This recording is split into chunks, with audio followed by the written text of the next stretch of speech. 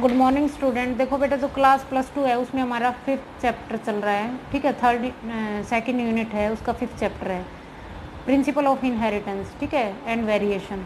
तो ये chapter most important है बच्चे, और इस चैप्टर में किसी तरह का कोई डिलीशन नहीं है। 6th चैप्टर में से 5th चैप्टर में से किसी तरह का कोई डिलीशन नहीं है। 7th चैप्टर में इवोल्यूशन बेसिक वाला डिलीशन है, फिर 9th चैप्टर में कुछ डिलीट है, ठीक है। कुछ टॉपिक क्या है उसमें तो मोस्टली डिलीट है। उसके बाद नेक्स्ट यूनिट आएगी तो उसके अंदर आपको बता देंगे कौन कौन से चैप्टर डिलीट हैं। अब नेक्स्ट टॉपिक इसके अंदर देखो हमारा पीलियोट्रोपी। पीलियोट्रोपी का मतलब यहाँ पे क्या चीज़ आएगी कि जैसे क्या आएगा कि एक जीन जो कि कंट्रोल करेगा एक से ज़्यादा करेक्टरिस्टिक्स को, ठीक है। कहता है कि some genes regulate many phenotypic characteristics. कहता है कि such genes is called multiple phenotypic effect, और ये क्या करेगा, मल्टीपल फिनोटिपिक इफेक्ट को क्या करेगा, शो करेगा। आई बात समझ।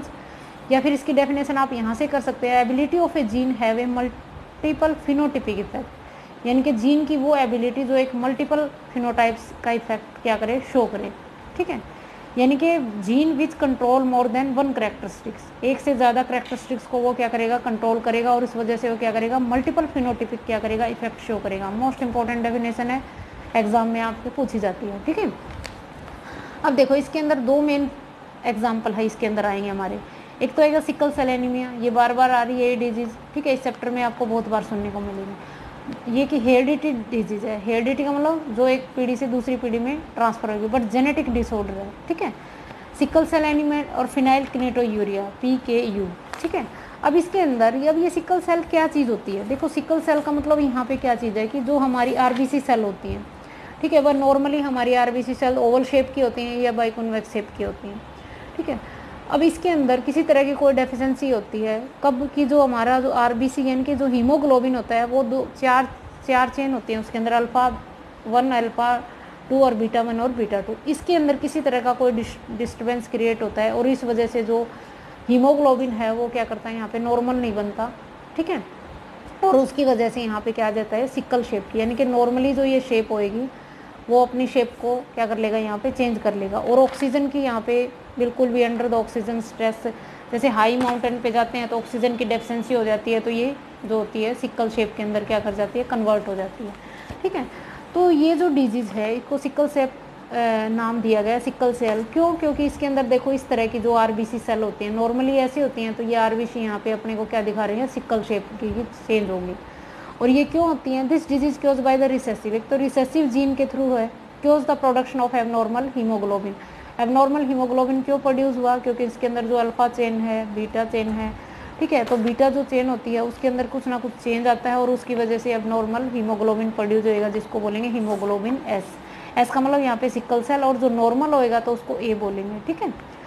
अब इसमें यही चीज़ दिखा रखी है कि जब सिकल सेल की सेल बन जाएंगी तो वहाँ पे ऑक्सीजन की जो होएगी वो पॉइंट कम हो जाएगी, एक तरह से ऑक्सीजन पूरी तरह से बॉडी में केयर नहीं कर पाएगा, एनीमिया की प्रॉब्लम आएगी, ब्लड नहीं बनाएगा, सर्कुलेशन रिड्यूस हो जाएगी, पुअर टिश्यू के अंदर नहीं जा पाएंगे, और बहुत सारे सिम्टम्स भी बॉडी के अंदर डेवलप हो जाएंगे, यानी कि किसी तरह का कोई पूरी तरह से कोई भी सिस्टम जो होएगा, ठीक है, वो डेवलप नहीं हो पाएगा, ना हार्ट बनेगा, ना कोई लीवर फंक्शन करेगा, मतलब सारे के सारे, ना किडनी के ऊपर भी इफेक्ट आएगा, ठीक है। तो इससे काफ़ी सारे जो सिम्टम्स आएंगे जिसको हम बोलेंगे सिंड्रोम, यानी कि सिंगल जीन अफेक्ट करता है जिसको बोलते हैं सिंड्रोम। अब इसके अंदर एक हमारा जो है ये यहाँ पे छोटा सा ग्राफ इसके अंदर दिखा रखा है क्रॉस करके, कि मान लो एक पेरेंट्स है जो कि सिकल सेल कैरियर है, ठीक है। यहाँ पे ये मेल है ये फीमेल है, दोनों कैरियर हैं, तो कहते हैं क्या पॉसिबिलिटी रहेगी। तो देखो जब हम इसका क्रॉस इसके साथ करवाते हैं तो फर्स्ट हमारा जो बेबी आएगा वो नॉर्मल आएगा, जब सेकंड की इसके साथ करवाएंगे तो एज के अंदर फिर वही कि कुछ उसके अंदर RBC जैसी नॉर्मल आ जाएंगे, कुछ सिकल सेल आ जाएंगे, आई बात समझ। तो कैरियर होएगा ये। और जो लास्ट मतलब अगर 4th की बात करेंगे तो वो जो चाइल्ड है वो पूरा का पूरा हमारा क्या आएगा, अफेक्टेड आएगा, ठीक है। अफेक्टेड आएगा तो उसको ये डिजीज़ आएगी, और वो डिजीज़ आएगी तो वो अर्लियर स्टेज में ही उसकी क्या हो जाएगी, डेथ हो जाएगी, वो आगे क्या करेगा, सर्वाइव नहीं कर पाएगा। तो इसके अंदर फिनाइल किनेटोयूरिया के अंदर एक ट्राइसिन एंजाइम है जो आगे आएगा अपने जेनेटिक डिसऑर्डर में, उसकी डेफिशिएंसी हो जाएगी, उस वजह से वो नहीं बन पाएगा उसके अंदर, ठीक है। तो उसके अंदर वो फंक्शन में डिस्टर्बेंस क्रिएट हो जाएगा उसके अंदर, तो उसके अंदर वो डिजीज़ आ जाएगी, वो भी आगे आएगी, ठीक है। नेक्स्ट देखो इसके अंदर, ये आपने अच्छे से इसको लर्न करना है क्योंकि इंपॉर्टेंट टॉपिक है। नेक्स्ट देखो इसके अंदर पॉलीजीन ट्रेट्स या क्वांटिटी या क्वालिटेटिव, ठीक है। अब जब हम क्वालिटी की बात करते हैं, ठीक है, तो क्या बोलते हैं, कहते हैं gene have two alternative form, एक अल्टरनेटिव फॉर्म है वो कि उसका कोई भी इंटरमीडिएट फॉर्म नहीं आएगा, तो उसको हम बोलेंगे क्वालिटी ट्रेट्स, ठीक है। आई बात समझ। तो उसमें क्या बोल दिया, इनके जैसे मान लो सीड लिए राउंड और रिंकल्ड, या प्लांट लिया ड्वार्फ हो, ठीक है, तो इसके अंदर अपने वैसे कोई अल्टरनेटिव इंटरमीडिएट फॉर्म नहीं आएगी। तो यहाँ पे such traits control by a single gene is called monogenic traits, ठीक है। इसको हम क्या बोल देंगे, इनके जो सिंगल ट्रेट्स को क्या करे, कंट्रोल करे। सिंगल जीन जो क्या है, पेयर ऑफ कैरेक्टरिस्टिक्स को सिर्फ कंट्रोल करे, जिसको हम बोलेंगे मोनोजीन, ठीक है। नेक्स्ट आता है यहाँ पे, ये तो हमारा क्वालिटी हो गया। नेक्स्ट आता है क्वांटिटिव इनहेरिटेंस। अब क्वांटिटिव इनहेरिटेंस के अंदर अगर हम बात करें तो यहाँ पे ये क्या होते हैं, quantitative inheritance control by the adaptive effect, कहता है कि एक से ज़्यादा more than one pair of genes यहाँ पे ऐड होते जाएंगे, ठीक है। एडेप्टिव इफेक्ट या एक्यूमुलेटिंग इफेक्ट, ये एक्यूमुलेटिंग इफेक्ट, इनका सेम मतलब है। और वो क्या करेंगे, यहाँ पे हर कोई अपने आप को क्या करेगा, अलग अलग फॉर्म के अंदर शो करेगा। पॉली का मतलब एक से ज़्यादा जेनिक ट्रेट्स, ठीक है। तो या ये डेफिनेशन आप यहाँ से भी कर सकते हैं, यहाँ से भी कर सकते हैं। इनहेरिटेंस ऑफ क्वांटिटिव ट्रेट्स या इनहेरिटेंस ऑफ क्वांटिटी ट्रेट्स और traits which dominant poly genes have accumulating effect. Accumulating का मतलब वही एडेप्टिव इफेक्ट जो कि यहाँ पे क्वांटिटी होती है। मान लो किसी चीज़ के अपन कहते हैं ना इसकी क्वांटिटी है, क्वालिटी मतलब उसका गुण हो गया, और क्वांटिटी मतलब उसकी ज़्यादा परसेंटेज की बात करेंगे, ठीक है। तो पॉलीजेनिक इनहेरिटेंस उसको बोलेंगे, ठीक है। इसको बोलते हैं quantitative traits are commonly called the merit traits, यानी कि वो मेजरमेंट कर सकते हैं, जैसे साइज़ का मेजरमेंट कर लिया, वेट का, नंबर का, ठीक है। तो वो सारा का सारा, इसका मोस्ट एग्जाम्पल यहाँ पे न्यूल्सन जो साइंटिस्ट आए, उन्होंने क्या लिया था, जो वीट कर्नल कलर, वीट के अंदर जो उसका जो सीड होता है, कोट होता है, ठीक है। वीट जैसे गेहूँ होता है, गेहूँ का दाने का जो कलर, कोट का जो कलर था वो लिया था इन्होंने। और कॉमन एग्जांपल अगर हम बात करें तो ह्यूमन बीइंग की जो ह्यूमन स्किन की हम बात करते हैं, ठीक है। हमारी जो स्किन होती है उसका अगर एग्जांपल देखें तो वो क्वांटिटिव इनहेरिटेंस है, ठीक है। जो स्किन की अगर हम बात करें तो ये डेविनपोर्ट नाम के जो साइंटिस्ट आए हैं, इन्होंने ये जो क्या किया था, मतलब यहाँ पे ये क्रॉस करवाया था। क्या देखा इन्होंने, कहता है कि ABC हैव वेरी डार्क, यानी कि ये ब्लैक वेरी लाइट के लिए यूज़ कर रहे हैं और ये डार्क के लिए यूज़ कर रहे हैं, ठीक है।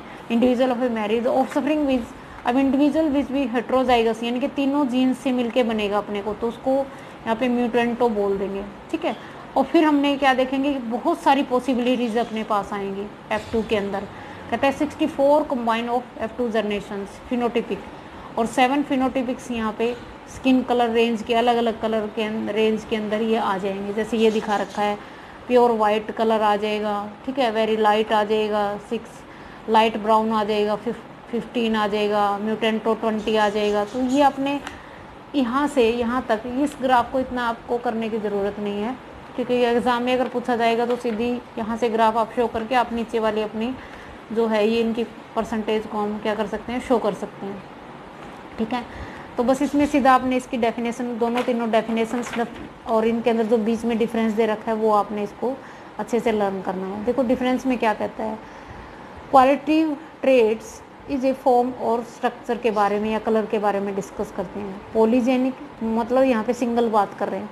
अब पॉली का मतलब जैसे हाइट ले लिया, ठीक है, हाइट कोई भी हो सकती है, टाल हो सकती है, ड्वार्फ, उसका वेट, नंबर की बात कर सकते हैं। यहाँ पे single gene contracting gene allele का काम करेगा। यहाँ पे एक से ज़्यादा नॉन एलीलिक पेयर भी वर्क करेंगे, मोर देन वन। अलग अलग फिनोटाइपिक यहाँ पे डिसकंटिन्यूस वेरिएशन आएगी। डिसकंटिन्यूस का मतलब वो पास ऑन होती जाएगी, ठीक है। यहाँ पे भी कंटिन्यूस वेरिएशन आएगी जो एक बहुत बड़ी रेंज के अंदर शो करेगी। सिंगल डोमिनेंट जीन है जो कि कंप्लीट अपने आप को क्या करेगा, एक्सप्रेस करेगा। यहाँ पे dominant gene poly expression show करेगा, यानी कि एक से ज़्यादा को। F1 जो होएगी वो यहाँ पे डोमिनेंट पेरेंट से सिमिलर करेंगे। ये F1 जो जनरेशन आएगी वो उसके इंटरमीडिएट होएगी, ठीक है। फिनोटाइपिक एक्सप्रेशन जो आएगा वो इन्वायरमेंट से उसका ऊपर कोई इफेक्ट नहीं पहुँचेगा, लेकिन ये इन्वायरमेंट जो फिनोटाइपिक एक्सप्रेशन होते हैं वो उसके अंदर इन्वायरमेंटल इफेक्ट शो करेगी, ठीक है। उसके बाद इसका ये पोर्शन तो हमारा होता है ख़त्म, ठीक है। नेक्स्ट आता है यहाँ पे क्रोमोसोमल बेसिस ऑफ इनहेरिटेंस। अब मेंडल ने जो वर्क किया, अब उन्होंने पी प्लांट को लेके सबसे पहले डिस्कवरी की, ठीक है, तो 1865 के अंदर। तो उसके वर्क को और किसी ने अभी तक कुछ नहीं रिसीव किया, ठीक है। तो उसके पीछे कुछ रीज़न था। मान लो अलग अलग साइंटिस्ट अलग अलग जगह पे एक ही चीज़ को लेके रिसर्च कर रहे हैं, तो उस टाइम ये जो चीज़ थी, ठीक है, उसके बारे में जैसे मान लो क्या कि कुछ ऐसे रीज़न थे कि और लोगों को नहीं पता चल पाया कि भाई इसमें जो वर्क किया गया वो सेम ही था क्या। Communication was not easily those days, कहते हैं उन दिनों में एक दूसरे से कम्युनिकेट करना, भाई पता लगाना कि भाई उसके वर्क को, but it is now is his work is not widely published नहीं हो पाया। फिर ही कॉन्सेप्ट जो जीन फैक्टर मेंडल ने दिया, वो स्टेबल डिसकंटिन्यूट कंट्रोल एक्सप्रेशन ट्रेट्स, ठीक है, नोट ब्लेंडिंग, मतलब वो नोट एक्सेप्टेबल्स, तो वो कुछ चीज़ें सेपरेटली अलग अलग नेचर के अंदर वेरिएशन के बारे में उन्होंने किया। अब मेंडल जो था वो यूज़ मैथमेटिकली स्टैटिक को भी यूज़ कर रहा था, ठीक है, जो कि टोटली जो न्यूज़ अनएक्सेप्टेबल्स, मैनी बायोलॉजिस्ट अलग अलग साइंटिस्ट ने इसको कहा कि भाई ये एक्सेप्टेबल नहीं है, ठीक है। Through the Mendel suggesting the factor genes are discrete और not provided to physical proof, मतलब उनके पास कोई फिजिकल प्रूफ नहीं था इस चीज़ को प्रूफ करने के लिए कि जो फैक्टर मटेरियल देवर भी made at a times. Neither role of nucleus के बारे में कुछ नहीं, क्रोमोसोम जो कि उसके अंदर होते हैं, तो माइटोसिस मेयोसिस के बारे में इतना workout only Mendel publish his work. फिर बाद में इतनी सेंचुरी के अंदर ये 3 अलग अलग साइंटिस्ट आए और जो मेंडल का जितना भी वर्क था उसको इसने रीडिस्कवर किया। डी वेरिज जिसने म्यूटेशन की डिस्कवरी की, कार्लेस, ठीक है, और जर्मन के वॉन तेस्मार्क, ठीक है, ऑस्ट्रेलिया। अब इन्होंने यहाँ पे कुछ क्रोमोसोम की बात की।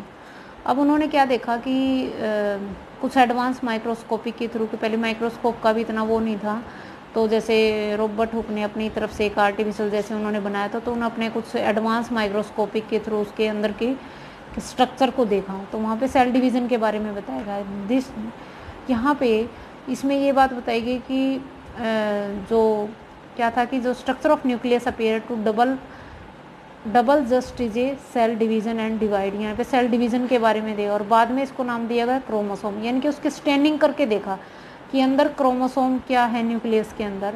तो 1902 के अंदर क्रोमोसोम कहते हैं जो म्यूसिस प्रोसेस के थ्रू हैज़ बीन वर्कआउट। तो यहाँ पे थोड़ा सा अब माइटोसिस म्यूसिस प्रोसेस के बारे में भी यहाँ पे क्या बताया कि मतलब डिवीज़न के बारे में कि सेल के अंदर किसी तरह का कोई डिवीज़न होता है, यानी कि 2 तरह का डिवीज़न होता है, माइटोसिस और म्यूसिस। तो माइटोसिस के अंदर तो equal same number of chromosome जाते हैं, और जो म्यूसिस होता है उसके अंदर तो आपको पता है कि हाफ नंबर ऑफ क्रोमोसोम जाते हैं, ठीक है, रिड्यूस होते हैं। तो यहाँ पे म्यूसिस के बारे में जैसे ये यहाँ पे शो कर रखा है, मतलब ये इसमें म्यूसिस प्रोसेस दिखा रखी है, ठीक है। जैसे मान लो ये पेरेंट्स हैं, इसमें ये माइटोसिस हुआ, तो माइटोसिस के अंदर प्रोफेज के अंदर जैसे ये 4 हैं, फिर इनमें क्या करेंगे ये मतलब क्रॉसिंग करेंगे, एनिलिंग करेंगे, पेयर के अंदर आएंगे, प्लेट्स बनेंगे, डिवीज़न होएगा और फिर ये 2 डॉटर सेल बना देगा और यहाँ पे डिप्लॉयड डॉटर सेल बनेंगे, ठीक है। होमोलोगस क्रोमोसोम सेपरेट होंगे, पहले वो क्या करेंगे साइनेप्सिस करेंगे, ठीक है, यानी कि वो अपने एक दूसरे के ऊपर ओवरलैप करेंगे, उसको साइनेप्सिस बोलेंगे, ठीक है। फिर वो एक्सचेंज ऑफ जेनेटिक मटेरियल जैसे एक्सचेंज कर लेंगे, क्रॉसिंग ओवर हो जाएगी, क्रॉसिंग ओवर होने के बाद फिर ये क्या करेंगे डिप्लॉयड सेल्स होते हैं वो सेपरेट हो जाएंगे। फिर parallelism between the gene and chromosome, यानी कि जीन और क्रोमोसोम रियल में क्या चीज़ है, कि इनकी डेफिनेशन को कैसे डिफाइन किया गया। देखो जीन जो होते हैं वो पेयर में होते हैं, तो क्रोमोसोम भी हमारे क्या होते हैं, पेयर में होते हैं। Segregate the time of the gamete formation only 1 pair of transmitted to, इसमें बताते हैं कि एक पेयर जाएगा। यहाँ पे भी क्या कहता है, जब गैमेट फॉर्मेशन होती है तो each pair is transmitted to the gametes independently. Pairs यहाँ पे क्या करते हैं, सेग्रीगेट करेंगे इंडिपेंडेंट टू ईच अदर। यहाँ पे भी क्या करेंगे, pair of segregation independently to the another, यहाँ पे एक से अलग के अंदर वो होंगे, ठीक है। तो देखो इसके अंदर डिस्कवरी होने के बाद उसकी जो साइटोलॉजी, यानी कि सेल के अंदर जो डिवीज़न देखा, ठीक है, फर्टिलाइजेशन देखी, तो कुछ बायोलॉजिस्ट ने अलग अलग सेल और जीन और मेंडल का जो फैक्टर था उसके बीच के अंदर कुछ ना कुछ मतलब समानता देखी। पैरेललिज्म का मतलब ये है। तो बहुत यानी कि क्रोमोसोम और जो gene, both chromosome as well as Mendelian जो फैक्टर था, क्योंकि मेंडल को सिर्फ फैक्टर बोला था, उसको जीन के बारे में नहीं पता था। वेदर डोमिनेंट और रिसेसिव, अगर वो चाहे डोमिनेंट है चाहे रिसेसिव हो, तो ट्रांसमिटेड होता है एक जनरेशन से दूसरी जनरेशन में, यानी कि अनअल्टरेटिव फॉर्म में, ठीक है। ट्रेट्स रिप्रेजेंट ओनली मेंडल ने ट्रेट्स बताया जो कि फैक्टर थे इन द गैमेट्स में containing single chromosome, homologous chromosome meiosis के अंदर, जिसको फॉर्मेशन ऑफ गैमेट्स बोलेंगे, ठीक है। एन ऑर्गेनिज्म है स्पेसिफिक नंबर होता है क्रोमोसोम का, ठीक है। जो सोमेटिक सेल्स के अंदर डिप्लॉयड सेल होती है जो पेयर के अंदर, उसको होमोलोगस पेयर बोलेंगे। Two chromosome resemblance to morphological genetically content similar होते हैं, ठीक है। They derived from parents, two parents से होते हैं और थ्रू द गैमेट्स के अंदर वो जाते हैं और फिर कंट्रोल करते हैं कैरेक्टरिस्टिक्स को, फैक्टर जो होते हैं, और factor is different parents through the gametes. Chromosome यहाँ पे रेप्लिकेट करेगा इस फेज के अंदर, दो अलग अलग सिस्टर क्रोमेटिड बना देगा, ठीक है। और सिस्टर क्रोमेटिड बनाने के बाद वो क्या करेंगे, सेपरेट होंगे। Two chromatid separate daughter cell nuclear meiosis mitosis process के थ्रू एलिलो पेयर्स के रूप में, और फिर वो माइटोटिस जो होगी वो क्या करेंगे, similar composition of multi cellular जो ऑर्गेनिज्म के अंदर सिमिलर जेनेटिक मटेरियल को लेके आएंगे। म्यूसिस प्रोसेस के अंदर क्रोमोसोम एज वेल एज वो क्या करेंगे, पेयर के रूप में, एलेलिक पेयर के रूप में डिफरेंस होंगे और आगे जाके वो हिप्लॉइड बन जाएंगे। तो at the time of fertilization दो गैमेट फ्यूज़ करके फिर वो दोनों गैमेट अलग अलग फ्यूज़ करके डिप्लॉयड बना देंगे, और वो जो क्रोमोसोम है यहाँ पे एलील पेयर ऑफ जीन के रूप में शो करेगा। नेक्स्ट यहाँ पे क्रोमोसोमल थ्योरी आएगी, ठीक है। अब इसको नेक्स्ट वीडियो के अंदर करेंगे। थैंक यू बच्चे, ये पीछे वाला चैप्टर आप पढ़ के देखना और इम्पोर्टेंट आप इसको अच्छे से कर लेना।